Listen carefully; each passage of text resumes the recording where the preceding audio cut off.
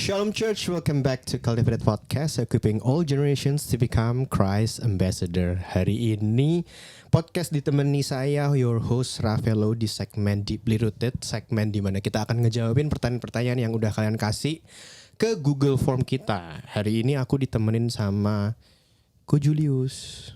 Shalom. Shalom. Waktu itu Ko Julius pernah bantu isi juga ya Ko ya? Ya kira-kira 3 tahun yang lalu ya mungkin. Lama juga ya Ko ya. Terima kasih kok udah mau di sama-sama. sini menjawab pertanyaan. Kita langsung aja kali ya kok ya. Ada yang nanya kok ke Google Form kita. Pertanyaannya kayak gini. Di dalam Kristen, di dalam perjanjian baru atau zaman sekarang, kalau ada kota yang terkena musibah, misalnya bencana alam dan menewaskan banyak sekali korban jiwa, apakah dalam iman Kristen percaya bahwa kota itu sudah terlalu berdosa sehingga Tuhan menghukum kota itu? Nah, aku nggak tahu yang nanya ini apa refer ke, kan beberapa minggu yang lalu ya kita tahu Los Angeles lagi ada bencana kebakaran gede. Mungkin yang nanya refer ke itu, aku nggak tahu, tapi menarik juga sih pertanyaannya. What do you think about that? Iya, selain LA juga kalau di Indonesia tsunami Aceh 2004 itu juga ya. Jadi oke, jadi aku langsung jawab aja ya. Jadi kalau di Alkitab di Old Testament itu ada satu kota yang dihukum sama Tuhan karena dosa mereka udah benar-benar sampai ke hadapan Tuhan gitu. Kamu tahu nggak kota apa? Sodom Gomora. Ya. Nah itu, jadi Sodom dan Gomora itu memang dihukum karena dosa-dosa mereka gitu kan, udah terlalu jahat di hadapan Tuhan.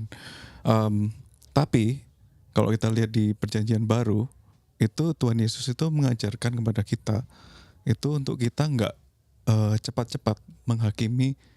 Seperti kayak yang di LA, mungkin kita semua tahu ya, ada orang-orang yang berkata bahwa oh ya ini karena hukuman Tuhan gitu.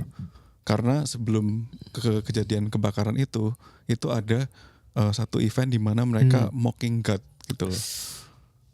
Award apa?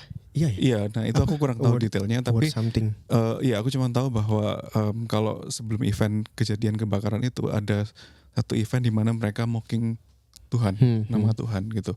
Nah terus ada orang-orang yang bilang, oh ini karena itu, karena sorry aku potong.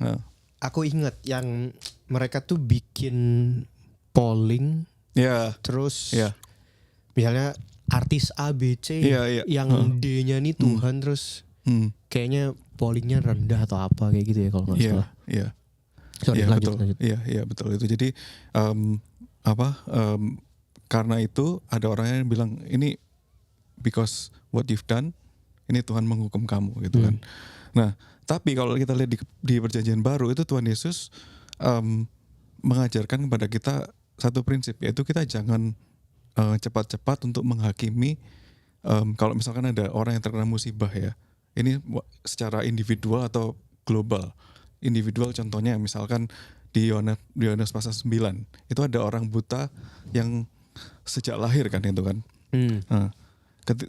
Murid-muridnya langsung tanya kepada Tuhan Yesus, siapa yang berdosa, ya kan? Apakah orang ini atau orang tuanya sehingga ia lahir buta? Kayak gini. Tapi jawaban Tuhan Yesus apa? Jawaban Tuhan Yesus bukan orang tuanya, tapi karena pekerjaan Allah harus dinyatakan di dalam kehidupan dia gitu. Nah itu secara personal ya. Nah ini juga ada di Lukas 13 ayat 1-5 ya, aku bacakan ya. Lukas 13 ayat 1-5 itu judul perikopnya dosa dan penderitaan.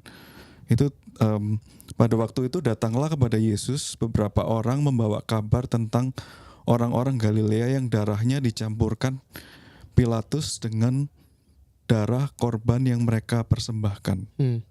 Ya. Jadi ini orang-orang yang mengalami tragedi pembunuhan kan. Nah, di ayat kedua Tuhan Yesus menjawab mereka, sangkamu orang-orang Galilea ini lebih besar dosanya daripada dosa semua orang Galilea yang lain, karena mereka mengalami nasib itu.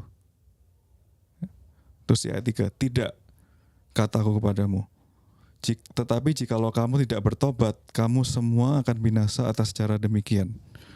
Terus di ayat 4, atau sangkamu ke-18 orang yang mati ditimpa menara dekat Siloam lebih besar kesalahannya daripada kesalahan semua orang lain yang diam di Yerusalem? Tidak, kataku kepadamu. Tetapi jikalau kamu tidak bertobat, kamu semua akan binasa atas cara demikian. Ya. Jadi Tuhan Yesus bilang, apakah are they worse sinners karena mereka ditimpa musibah itu? Dia bilang tidak, tapi yang lebih penting daripada kita menghakimi apakah ini hukuman Tuhan atau enggak, yang lebih penting bagi kita adalah kita memetik hikmah atau pesan Tuhan melalui peristiwa tersebut.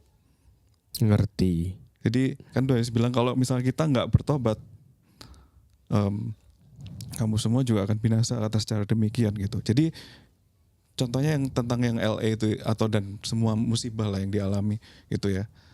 Apa yang C.S. Lewis pernah bilang satu quote yang bagus banget ya. Dia bilang, pain is God's megaphone to rouse a deaf world. Jadi suffering atau penderitaan atau pain itu adalah cara Tuhan untuk membangunkan dunia yang udah tuli gitu ya. To rouse a deaf world gitu ya. Jadi satu hal yang kita bisa pelajari ya, kita jangan taruh pengharapan kita kepada hal-hal yang bisa lenyap dalam sekejap.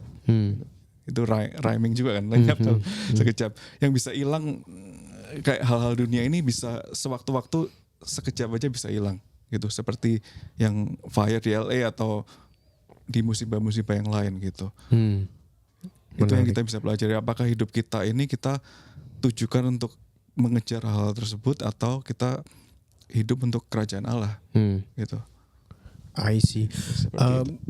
Lumayan correct me if I'm wrong. Lumayan nyambung ish dengan khotbah hari ini ya. Jadi kalau ada yang mau nonton di YouTube hari ini tuh 2 Februari 2025 kalau mau nonton khotbahnya di YouTube, kan lebih kurang khotbah hari ini tuh ngomongin tentang ayo fokus ke esensinya tapi bukan ke sensasinya, bukan kulit luar gitu. Jadi if mungkin kalau orang nanya mungkin nggak itu berupa penghukuman dari Tuhan, ya mungkin ya bisa ya, tapi bisa, juga jangan nggak usah cocok logi juga gitu. Maksud mungkin kota yang lebih berdosa dari LA ada dan sehat-sehat aja sekarang gitu betul. Exist, tapi yuk kita fokus ke, tadi aku suka sih yang C.S. Lewis tadi ya.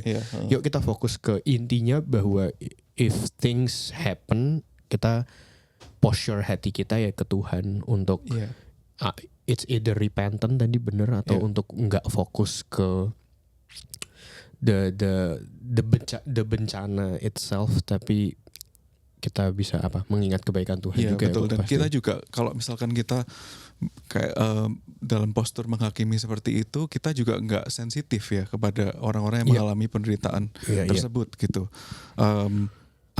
Aku pernah dengar cerita juga kalau misalkan ada orang yang sakit misalkan di rumah sakit gitu kan, terus ada yang datang iman gitu. Ya kurang iman atau kamu pasti ada dosa. Karena itu Tuhan menghukum kamu jadi seperti ini gitu kan.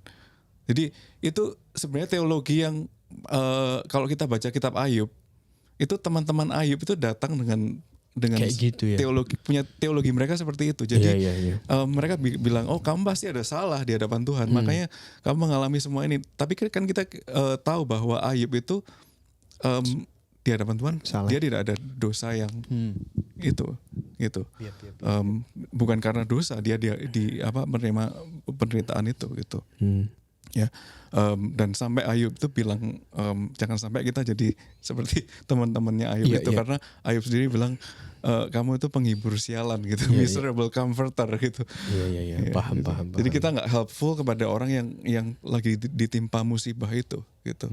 Iya, kadang ngomong gitu terus biaya rumah sakit nggak ikut bantu lagi. Betul. Ya gimana lu? Iya. Jelas sih. Ya, netizen ada yang mau bertanya? Nggak ada ya. Orang-orang di belakang panggung ini nggak ada ya. Ada nggak? Ada pertanyaan nggak? Nggak ada. Thank you kok. Aku sih cukup jelas ya. Mudah-mudahan yang nanya pertanyaan ini check out terus our podcast, dan ini mungkin pertanyaan salah satu dari kalian, dan mudah-mudahan ini menjawab keresahan kalian. Tapi thank you by the way kok udah mau isi. Nanti kita ketemu di episode selanjutnya. But whoever yang kalian mungkin juga punya pertanyaan, kalian bisa check out ke Instagram kita. Di situ ada link. Kalau kalian pencet, ada satu yang logonya tanda tanya. Nah, kalian pencet aja ke situ. Itu nanti akan refer ke Google Form kita. Ask anything. Itu anonymous, jadi kalian nggak perlu takut, nggak perlu ragu.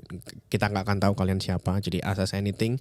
Nah, hopefully kita bisa bantu pertanyaan kalian seputar kehidupan atau teologi, atau bahkan mungkin yang mau minta didoakan juga boleh. Thank you sekali lagi Ko Julius. Nanti kita bertemu di episode selanjutnya. Thank you guys. Terus like, share, komen, subscribe juga ke YouTube kita, ada di Cultivated Podcast, atau di Instagram kita cultivated.pods. Kita juga punya Spotify. Ya, kita ada di Spotify juga. Kalau lagi di mobil maunya dengerin audio, kita juga ada. Kita juga ada di TikTok. Nah, kita bisa lihat Nata joget nanti. Nggak ada. Ya udah gitu aja. I'll see you in the next episode. Bye bye. Thank you. Thank you. Hi, thank you for listening to our podcast. Cultivated Podcast is available on YouTube and Spotify.